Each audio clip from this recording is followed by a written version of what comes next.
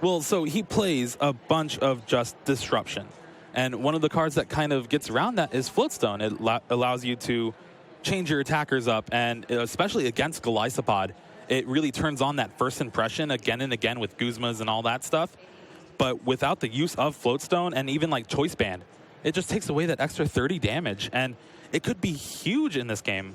Yeah, and so we're going to see, we saw a move from Boston that we're going to see a lot during this match, which is just a pass. He's not attacking, he's very reactive. There's nothing on Ian's side of the board, so he can't really do anything. There's nothing to hammer away, anything like that. He had to play the N as a supporter for the turn.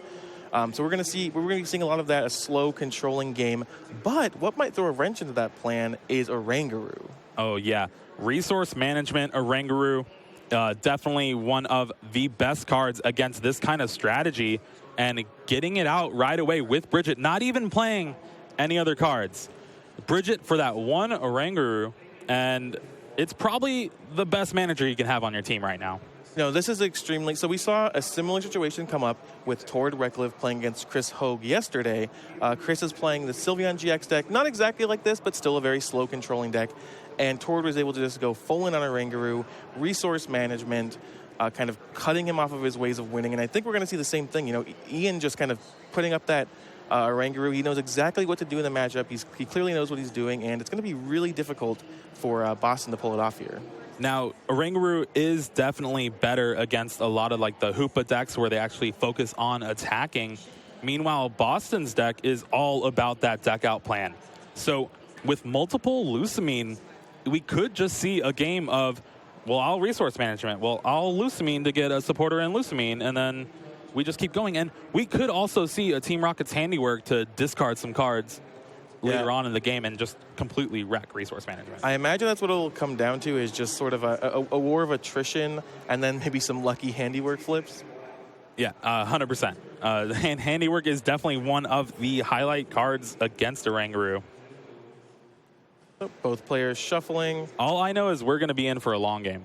Yeah, this is going to definitely be a grind. Again, very attrition-based, just not a whole lot of action and big knockouts, more just playing a very technical game. Yeah, and it's actually pretty good that Ian has that Zora on the bench, because he could play down that Zoroark and start going through his deck to make the resource management better. But it's also a double-edged sword, because you also help out Boston in his plan. Yeah, exactly. It's really interesting. We saw Tord, again, navigate Oranguru very, very well yesterday, where you kind of have to keep exactly account of how many cards in your deck, how many you're putting back, what you're putting back, all of that. Yeah, and we see a Team Skull Grunt from Boston not discarding any energy from the hand. It's a card that is pretty good if you hit it, but when you just don't, it's a waste of a turn. Yeah, it's a supporter that can have the worst case is it does nothing. Yeah, which is never where you want to be. Again, it matters less in Boston's deck, where it's not like you need to draw a bunch of energy to attack and draw your evolutions or anything. But it's still never great to just play a supporter for zero effect. And we see Ian actually evolve into that Zoroark GX and bench another Zorua. He's gonna start to have a game plan, because he still will need to try to take some knockouts. He's not gonna win by decking out the guy that has double Lusamine. Yeah, so he definitely needs to put some actual, damage, just classic fair Pokemon pressure on. But it's really hard to do that when you know what Boston's up to. You really got to pick your spots. We see the first resource management for double colorless, and didn't quite see the last card. I believe it was Field Blower. He's really just putting cards back. Yeah, it doesn't really matter. There's still an optimal choice, but you just want the raw cards. Yeah. Nest Ball coming down from Boston here. Does have a few options. This is really his first deck search as well. So now he's realizing, Xurkitry's prized. Yeah, no Xurkitry, going to make the game a bit more difficult. Double checking here. Looks like he's just going to go ahead and take another Hoopa. Yeah, Hoopa definitely one of the surprise breakout cards of this tournament so far. A lot of people trying to rely on it to just combat this metagame. And so far, it seems to be working. Yeah, it worked in day one at least. I haven't really kept up with the records of the serious Hoopa players besides, of course, Boston today. So we'll see how that shakes out going into the top 8. But it was definitely a wise choice to get you this far. And we're most likely just going to see a pass here unless he has a way to get rid of that double colorless in his hand. Can't. Oh, yeah, he has plenty of options. There's a Team Flare Grunt. There's also a Plumeria, which I think is one of the most underutilized cards since it's been out. The ability to just discard an energy from anywhere is insane.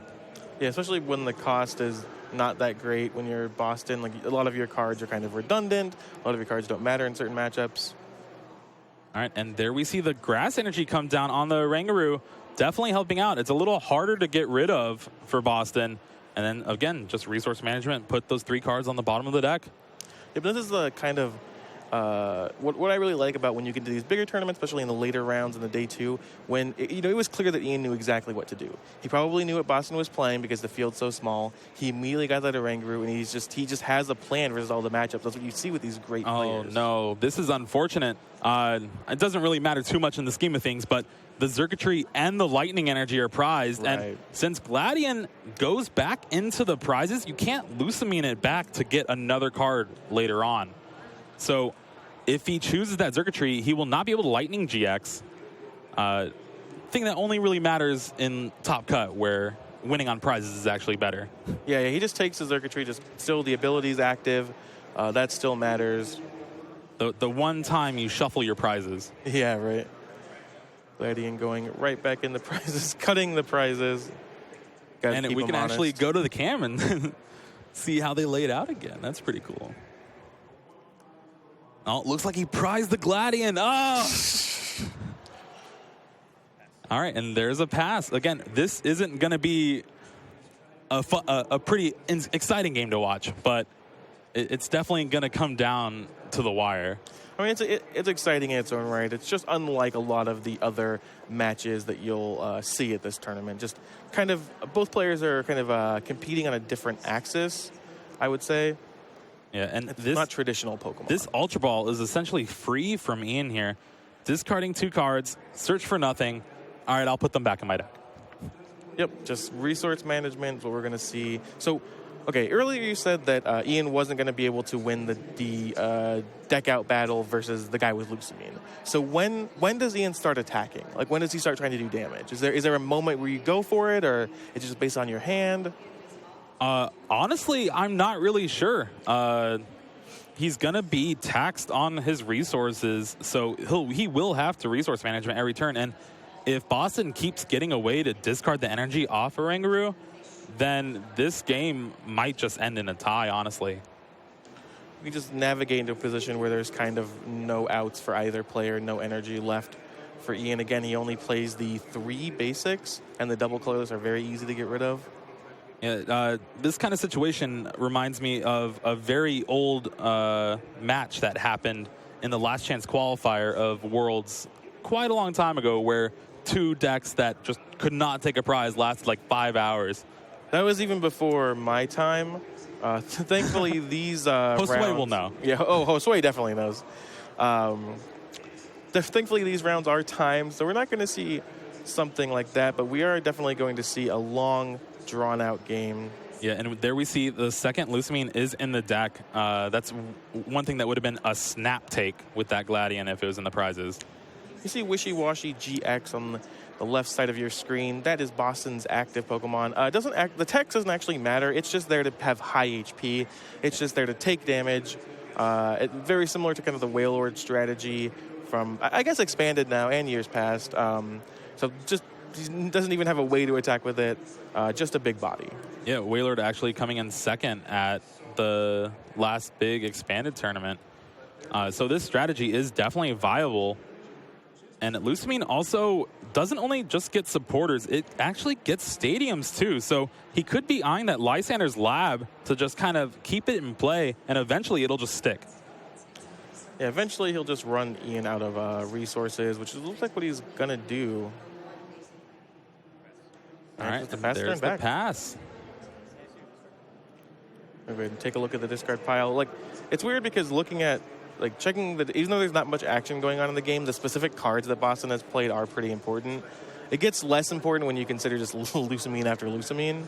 But, still got to do your due diligence, check it out, make sure you're playing to your right outs. But it looks like he's just going to pass back. Yeah, nothing going on. No cards in the discard pile to resource management. Wow, okay, so this is probably the best possible scenario for Boston here.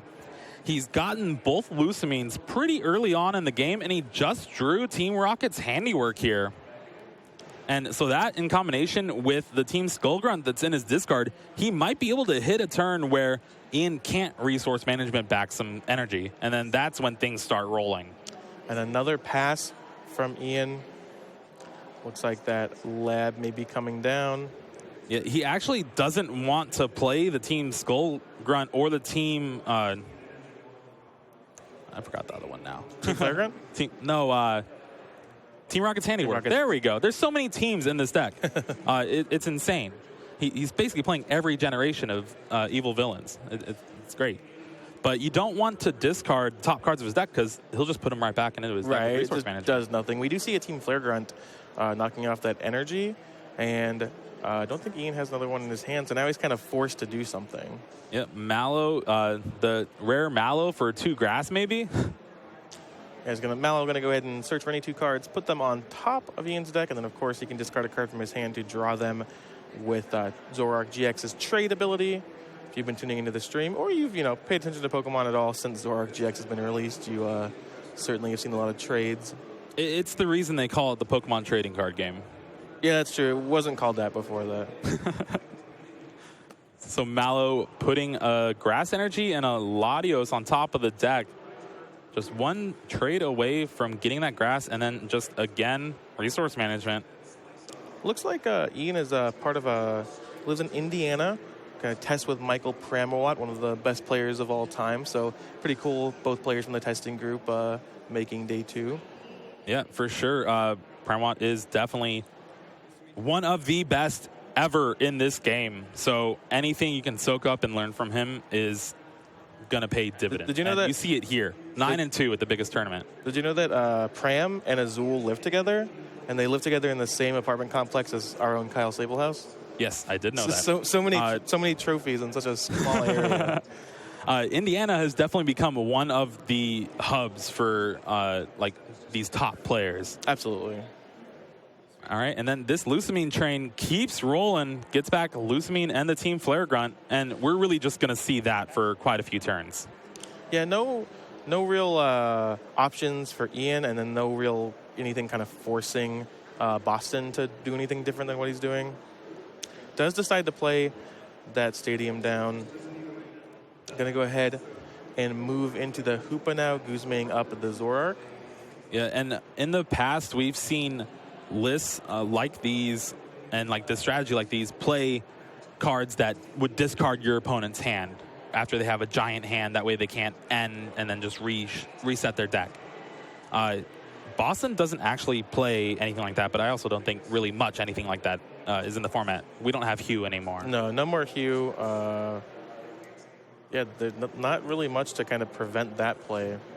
We see Ian on his turn, Guzma, he played his own Guzma to bring the Hoopa up and more importantly, bring the Oranguru back active. Double colorless on the Oranguru now. Perhaps it's time to start actually attacking. Yeah, this is the swing point in the game.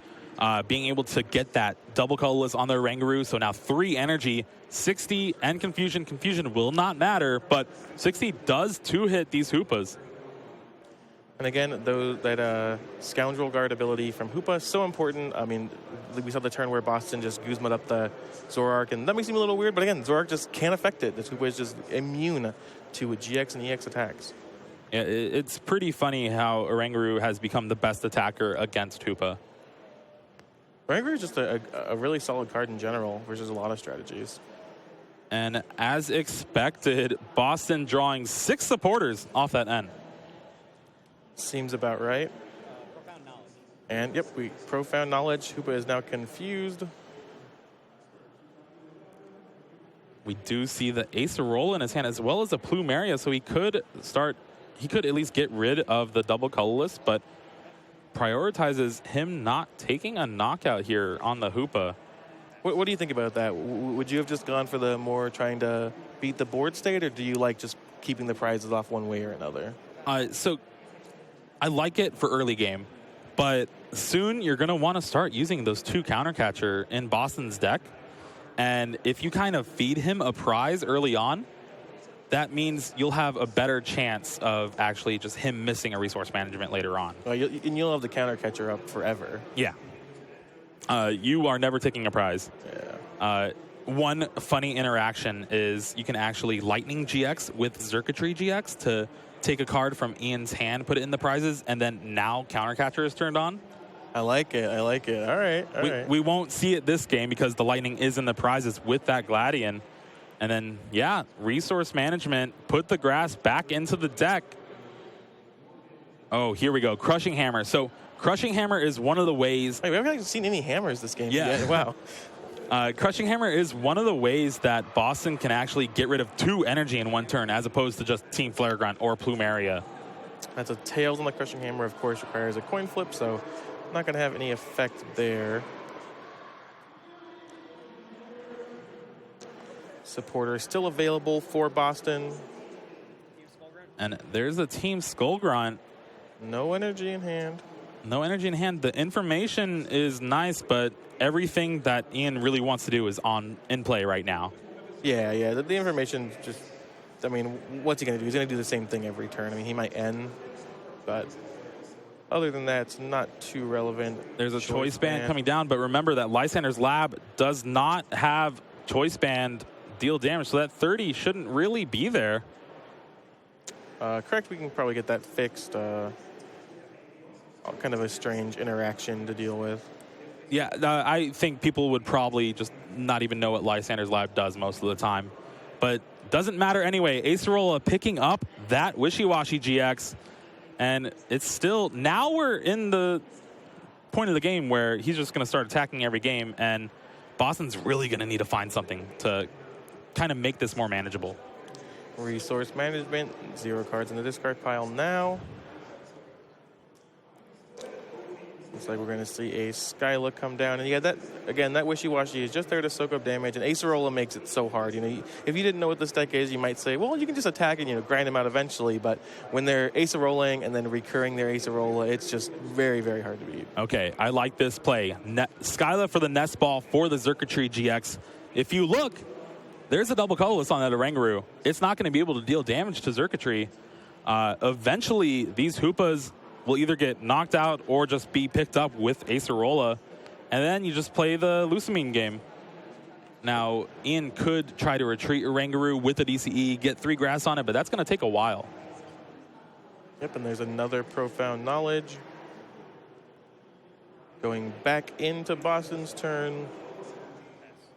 And he decides to pass the turn back. Yeah, and this is where he's going to start taking prizes. But again, turning on counter catcher, and then with that double colorless, it's going to be a pretty hard game here from now on. Yeah, so just like you said, Boston kind of giving him a prize, not really caring about it, just so that counter catcher is going to stay active the entire game. It'll be interesting what he chooses with this Plumeria, the grass or the double colorless. And yeah, I like the grass here. Just more turns of having him try to attach 3 grass to that Oranguru. Yeah, absolutely. He's been targeting the grass the entire time. It looks like he's going to stick with that plan.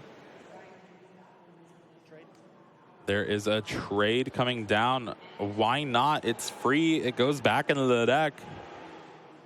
Yeah, the only spot that Ian needs to be worried about as far as decking out is concerned is just making sure that he manages it correctly. He just doesn't want to get, you know, double heads on a handiwork or something like that to end up losing. But that's pretty easy to do. Just, you know, be conscious of the number of cards left in your deck. Not too difficult. Yeah, and another way is actually using these Cynthias and ends to just make your deck bigger towards the end of the game. Unfortunately here, he really needs to dig for some more energy. So he has to play that Cynthia here. Yeah, he and then again, it goes back into the deck too. Yeah, it doesn't really matter. He can only do nothing for so long. The fear also, of course, is that he's just left without energy at some point. Like that's what Boston's trying to do, is just make it so that these resource managements can't happen. But that does prove to be very difficult unless you can get multiple energy removal effects in one turn.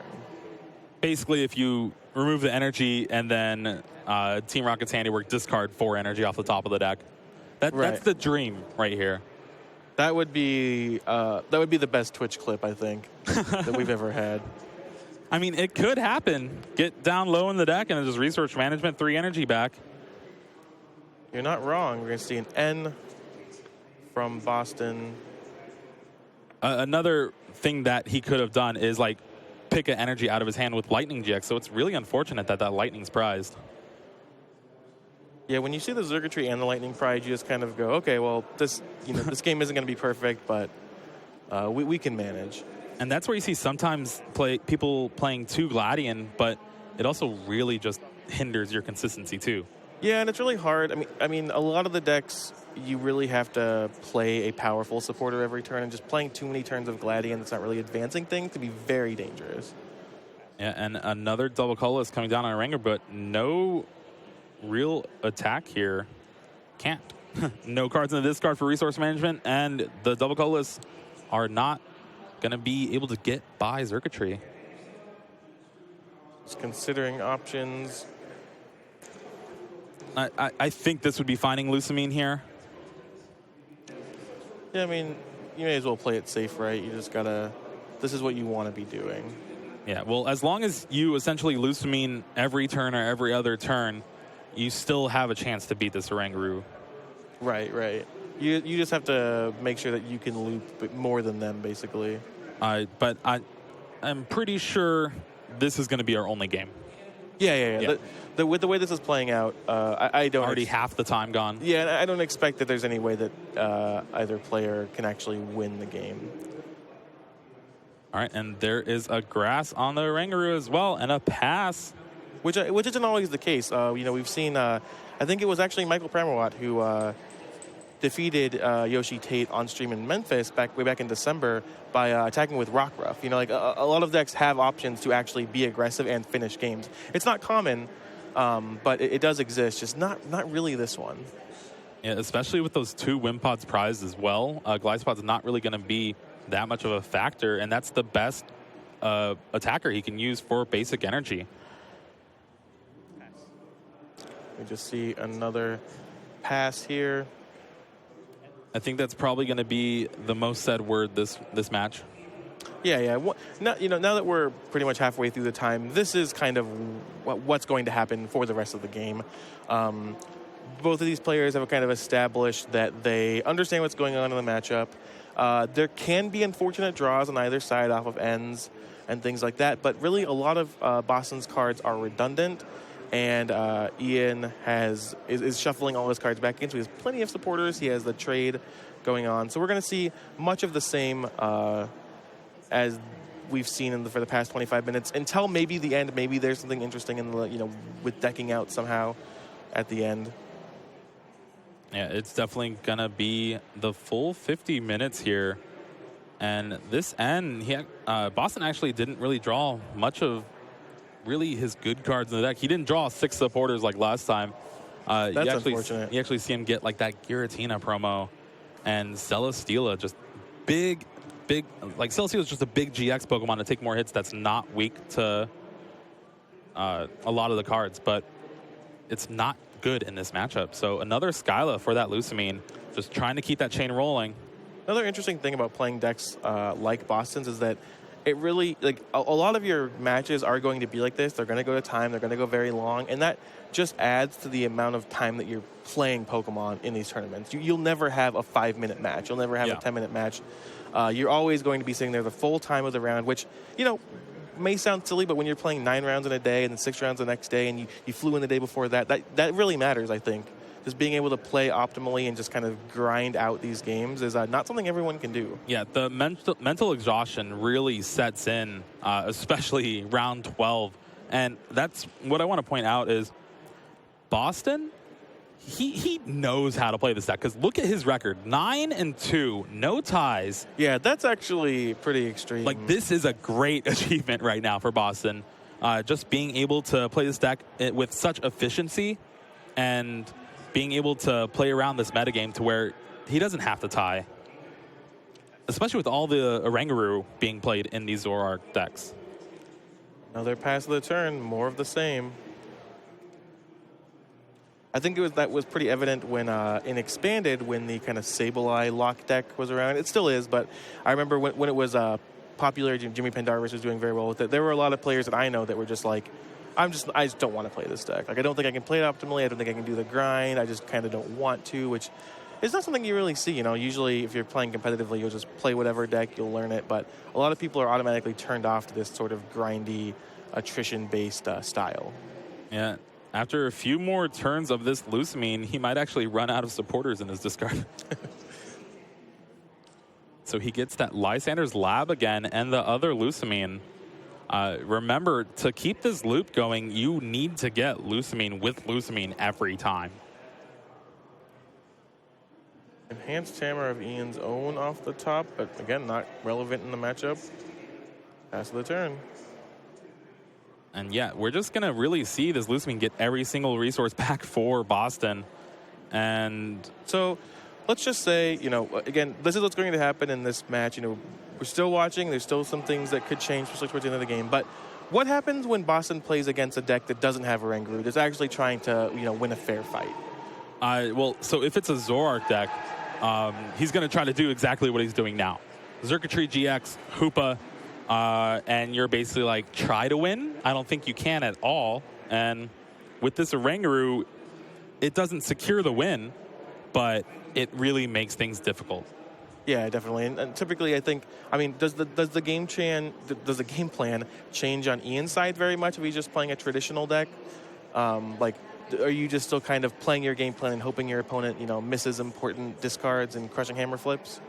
100%. And that's one thing that Boston can't really get back. Every turn is crushing hammers, enhanced hammers. You can only really get back supporters in the stadiums outside of Puzzle of Time. Sure. And that's really kind of the turn Boston's hoping for is, all right, I have all my crushing hammers and enhanced hammers in hand. I'll get rid of all the energy off the Rangaroo, maybe Team Skull Grunt your energy in your hand, and then hope you can't resource management, and then I turn the corner and start decking you out. Double tails on a handiwork there for no effect. Yeah, and that, even though he can resource manage him back, it's really just like, well, you're going to try to attack me next turn, so if I do this, it's just one less turn of you attacking me. Absolutely, and there is one of the Wimpods coming down. What do you think this is happening now? What does this signify? So this just puts pressure on Xurkitree GX. Gliscod dealing a lot of damage for one grass energy, 120 if it's brought active during the same turn. And with all the cards in his hand, he'll eventually be able to get that perfect hand of double colorless, or you can't even double color. So you would have to go 3 grass energy to take the knockout on the Xurkitree with Choice Band. So I don't think that's really going to happen.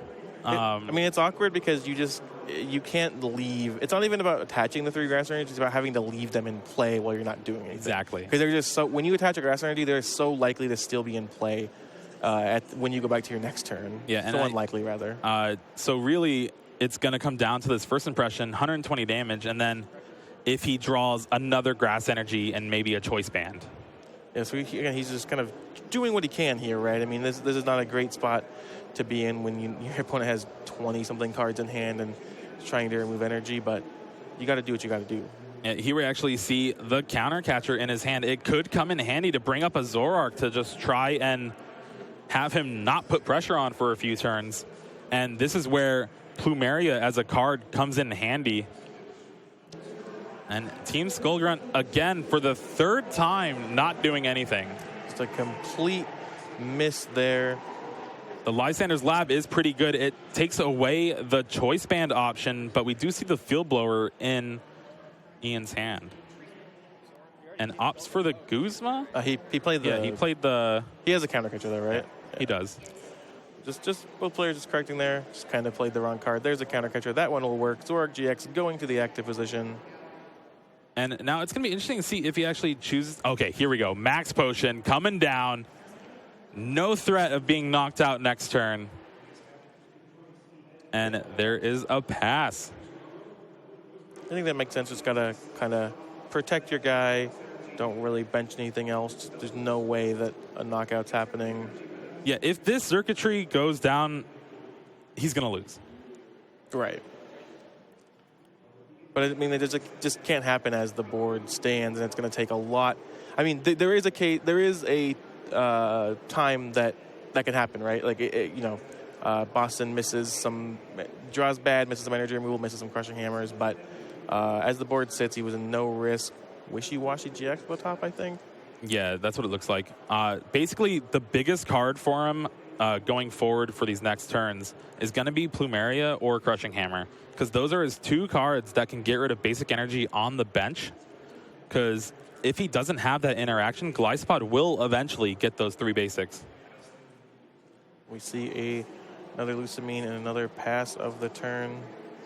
Yeah, and funny enough, Ian has another grass in his hand, and he could do a turn of, like, all right, retreat to the Rangaroo, resource management, attach to the Glyspod. Then next turn, retreat the Rangaroo, discard the grass, double puzzle a time, field blower the lab, attach the grass, and then choice band, take the knockout with crossing cut. Yeah, I think he's definitely trying to set up something like that. Like, he realizes that just playing fair won't exactly win him the game here. He has to kind of set up a sequence that will be broken for him. We see 2 puzzles of time, getting a Bridget and a double colorless. Yeah, we could just see the retreat here on the Zoroark, and then resource management, put back double colorless and puzzle of times, and then slowly start to do this Glycopod. Like, the clock is winding down, but I mean, both players are playing at a pretty brisk pace, and it seems like Ian is now kind of has a very solid game plan. Yeah, 100%. Once he got that Glycopod in play, it's the one guy that can actually take a knockout on Circuitry GX. And then from there, it's just a matter of hooping, or orangering down the hoopas. They're doing the same thing you were before. We're going to see resource management, like you said, double puzzle DCE. All right, Lucamine off the top. He actually plays the 3, which is pretty good. I mean, you just basically want as many as possible. Yeah. So what kind of decks is Boston's soft against? Like, what does he not want to see? Basically anything that could take a big knockout on his GXs. So Buzzswole. Malamar is actually pretty good against his deck, especially if they play a lot of non-GX EX attackers. We saw the Giratina promo in there, a little protection against Greninja as well. I actually saw a few Greninja playing a win-in yesterday during round 9. I'm not sure if they made it in or not. None made it. I think it was, I want to say underrepresented, but then I don't even think it was very good going into this tournament, so I'm not sure that's really the right word, but we've definitely seen Greninja kind of follow up the map in recent times. One thing that kind of hurts here is the Parallel City. He put it down on the limiting bench on Boston. It does reduce his damage from Glycopod, but he will just be able to field blower it when he has the game in hand anyway. Right. And that's, I think, something pretty interesting from Ian's side that doesn't play like normal Pokemon. I mean, this whole match doesn't play like normal Pokemon, but I think usually you're kind of, This isn't normal for you? Well, actually, it has been more normal for this event. We've seen a lot, actually more than a handful of matches like this, much more than we usually do. But what I was going to say is you're setting up for these big kind of combo turns like you were talking about. You can't just play a game of attaching and attacking it normally. You kind of want to save everything until you can kind of go off, which, may or may not happen with the hand disruption, other options, but it's kind of what you got to try to do. Yeah, and we actually see the Plumeria in Boston's discard, so he will have access to it if he chooses later on in the game with Lucamine. And there's the N. Remember, he's just trying to stop him from Lucamining every turn. Yeah, at this point, he is just trying to keep him off of Lucamine, just hope that he draws horribly. I'm sure the percentages for Boston's draws are not in Ian's favor. I'm sure he's very likely that he has 3 Lucamines, he can constantly loop them back, but he's got to do what he's got to do. He's playing to the low outs. He knows exactly what he's doing. Do you think this is a deck that was on Ian's radar going into this tournament? Like, would you have been prepared for this deck and have a game plan against it if you were playing in this tournament? So, with the wishy-washy Hoopa circuitry stuff, it kind of has the same problem that, like, Lucario has. in the format with Buzzwole being so popular. Everyone's trying to attack and counter for Buzzwole, so they hit Lycanroc just because of the, or hit Lucario because of the psychic weakness. Well, with this deck, everyone's playing the resource management Oranguru because we're like, okay, Hoopa's going to be popular, and then it's amazing in Mirror Match. Well, it's also amazing in this match.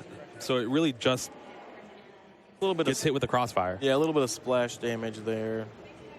Makes sense with the 120 first impression on that circuitry. But there's a max potion to negate it all. Yeah, that is another way for him to actually kind of steal this game from under Boston is, all right, I'm going to have a turn where I end you and then do 120 and then hope you don't have a way to heal that circuitry. Which is possible. I mean, again, he doesn't have, infinite outs. He could very well miss, just get unlucky one turn. Stranger things have happened. Yeah, and looking at the energy count, there's a double colorless in the discard, 2 grass in play. Only 1 more grass in Ian's deck, and looking at his hand right now, he does not have an energy. No way to retreat. No energy, just that Zora's going to stay there. I guess he can try to trade here. Just the single double colorless in the discard pile. Trade hits a Guzma, but that is not able to be played here just because Boston has no bench Pokemon. You might think, well, it says I can switch too, but it's actually just a continuation of the sentence. It says, all right, switch your opponent's active Pokemon with one of their bench. If you do, you can switch one of yours. Yeah, exactly. You need to be able to turn the card on, basically, somehow, and you can't do that with 0 Pokemon on your opponent's bench. So both of those trades were dead draws, nothing going on. We're going to see a Cynthia. What's Ian looking for here off of Cynthia? A Floatstone would be great, even just a double colorless to retreat, and then you can resource management again. He also could just be looking to retreat and first impression for 150, and then hope Boston has nothing, and then you just go first impression for knockout and game next turn. He has gone through a couple max potions and used a few Ace Rolla, but I believe he brought some back with Lusamines. And so we're just going to see a pass that Zora GX in the active position. Double puzzle. Yeah, the puzzle of time off the top. It could be pretty heartbreaking here. So this basically restarts the loop, right? Yeah. More or less. I mean, he has I don't know if he has 2 Plumeria. It's also a way for him to get back max potions, too. Right. So he opts to save them. Right. I mean, I guess he's not in any danger here. There's not. I think you can kind of save those puzzles for when you really need it, when times are critical. And here, you're just drawing a fresh hand with N, putting your opponent on 1 fewer cards. Yeah, and Xurkitree is actually a card that ever since Sheffield Regionals, where the Zoroark Lycanroc won with 4 double colorless, 4 strong energy, I was like, all right, I'm going to try to put Xurkitree in every deck. And see if it can work. And it looks like Boston's found the right shell for it here. I mean, you can definitely take advantage of metagames like that. People have their greedy energy bases. And off the N, Ian gets that Floatstone. First impression, 150. But we still see that Boston drew the double puzzle of time back with that N. N has a max potion in hand anyway. Just like we drew it up. Just like he drew. Right. Looks like we may be seeing a double puzzle for. He also has the Lusamine. Wow. Oh, yeah. He can just max potion and then the Lusamine, get back the stadium. Yeah. And that's what he does. And now he has the loop again. There's Lysander Lab. This is where one energy switch would come in so clutch. That would be absurd. Double colorless off the top. Usually a good card to draw when you just first impression last turn. It turns on Armor Press and Crossing Cut, but not against Xurkitree GX. And a retreat to the Oranguru, and then we'll see a resource management put back 3 energy possibly. We're definitely seeing 2 energy, considering the other double colorless. Opts for the Field Blower. Again, that's his out to winning is Field Blower, that Lysander's Lab, 3 grass on this Glycopod. And he kind of realizes that now it's just about time, right? Like, he needs to get 3 grass on that Glycopod, but when he doesn't have it, he's just fine to discard the DC, retreat, go to the Rangaroo. Like, it'll just happen again eventually, or time will be called. One of those things will happen. From the looks of how Boston is playing this matchup, though, I think he's really just going for the tie. He's like, wow, I can't believe you got the Bridget for the Rangaroo and then just started resource management. I don't know if I can actually pull this game out, especially with under 9 minutes remaining. Yeah, we've definitely seen that from Boston. He's just trying to, lose amine, just make sure he has cards. He's not concerned with winning. He'll be happy to end this match at 9-2-1. Yeah, definitely not what the players want to see in the middle of day 2 Swiss. Is a 1-game tie, but you have to take those. Yeah, it's always rough. I mean, so with Ian having the Rangaroo, having a Glycopod that can attack for basic energy, did you think he expects to win this, or do you think he'll kind of breathe a sigh of relief with a tie too? Will he be upset with a tie, or is he fine with it? It's hard to say. I think in a vacuum, he'd probably win. So it's really tough because the way things have shaped up, he just really needs Boston to whiff an N. Yeah. I mean, I think certainly if this kept happening forever, I think that Ian is more likely to just eventually find the right combination, and Boston just misses, right? Yeah. Of course, we only have 7 more minutes left, but if we just could play this forever, I think eventually the cards are going to come up right where triple grass, you whiff, I knock you out, good game. Yeah, I don't know. Maybe they want to watch this forever. We can have them keep going. Yeah, sure. We can cancel the rest of the tournament. Yeah, we don't need the tournament. We got this. We're going to see a Mallow, I believe, as we just have 7 minutes remaining in this match. Mallow for grass energy and something else. Could be just another grass energy. Maybe even the Field Blower he put back to turn on the choice band. Yeah, some combination of those. It's possible. Yep, you're exactly right. Just grass, Field Blower. Needs to determine what he's going to trade with first. Yeah, he's putting those back on top. I think he could trade with literally anything but the puzzle at times, and he'll be fine. Yeah. Zorg GX. Hey, look, it's the card he put on top. How fortunate. Always gets the card he needs That's off what we trade. call a combo. All right. Looks like Field Blower is coming down, discarding the Floatstone off the Zoroark and the Lysander's Lab. Again, that's just saying, I only have 2 Floatstones. I'm going to put this in the discard so I can resource management back later. All right, not the best first impression, but also not the worst.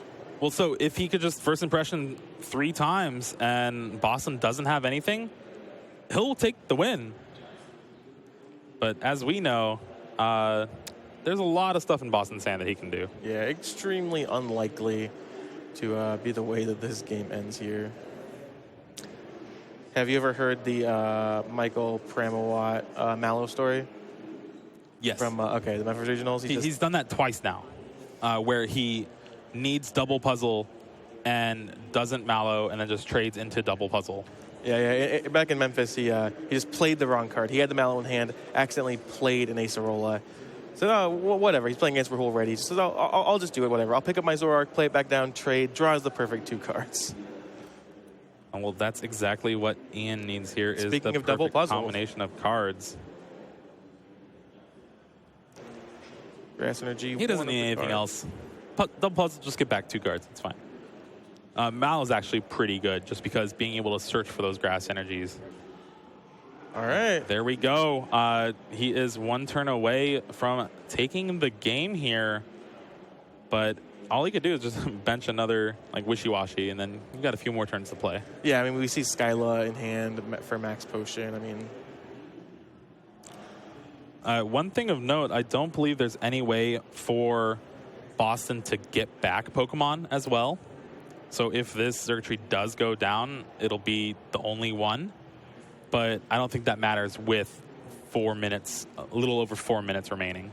Yeah, it could definitely matter if the game went in a different direction, but not going to be too relevant here. We do see that Max Potion clearing the circuitry GX of all damage. Essentially gives Boston 3 more turns to try to find something else. And you see Ian playing very, very quickly. He's thinking, I'm probably not going to win this, but if I am, it's going to be because I play quickly when I have to run out this clock. We know it's getting low. Tails on Crushing Hammer. All right, things are lining up for Ian here. Boston might be forced to play that Wishy-Washy next turn. He does have the Lucamine as well, though. Lucamine for a Lysander's Lab could shut off at least a few options, although we know Ian has another Field Blower in his hand. Considering what to do here. Again, he is pressured to play a Pokemon eventually. Considering Guzma, just try to stall out a little bit more. So this is rough because Guzma turns on First Impression for its full 120 damage, which could take a knockout. And I think we're going to see a knockout here. Double Colorless Retreat. First Impression, knock out the circuitry. Things are looking up. 3 minutes to go. Yeah, Boston... Boston was very aware of that. That's why he played the Wishy-Washy on the bench. But still, we're seeing a knockout. 3 prizes left. I mean, now there's no more concerns about special energy counts or anything like that. Well, I guess he does have a way to get back Pokemon. It's Puzzle of Time. Right. Yeah. There's that big Wishy-Washy on the board, or on your screen, rather. Made of a bunch of fish. It's not just one big fish. Really? Yeah. All right. Been reading flavor text in your spare time? No, I actually play the game. Oh, okay. Fair enough.